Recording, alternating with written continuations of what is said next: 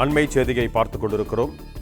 தமிழக சட்டப்பேரவைக்கு அந்த தியாகி யார் என்ற பேட்ஜ் அணிந்து அதிமுக எம்எல்ஏக்கள் வந்திருக்கிறார்கள்.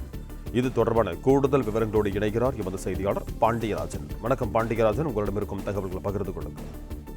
தமிழ்நாடு சட்டப்பேரவையில் இன்று வீட்டு வசதி மற்றும் நகர்ப்புற வாழ்விட மேம்பாட்டுத்துறைக்கான அந்த மானிய கோரிக்கை நடைபெற இருக்கிறது. சட்டமன்ற உறுப்பினர்கள் இடையில அதிமுக சட்டமன்ற உறுப்பினர்கள் அந்த தியாகி யார் என்ற கருப்பு பேட்ச் அணிந்து சட்டப்பேரவைக்கு வர தொடங்கி இருக்கிறார்கள். குறிப்பாக அந்த தியாகி யார் என குறிப்பிடப்பட்டு டாஸ்மாக் எனவும் அந்த பேட்சில் குறிப்பிடப்பட்டிருக்கிறது.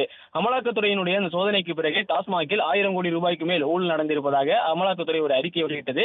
அதனை தொடர்ந்து சட்டப்பேரவையில் துவக்கத்தின் போது அதிமுகவினர் அதனை கேள்வியாக எழுப்பியிருந்தனர். அதன் பிறகு இன்று அந்த மானிய கோரிக்கைக்கான நிகழ்விற்கு வரும் பொழுது அந்த தியாகி யார் என்கின்ற அந்த அடங்கிய ஒரு பேட்சை அணிந்து வந்திருக்கிறார்கள். அது டாஸ்மாக் எனவும் குறிப்பிடப்பட்டிருக்கிறது.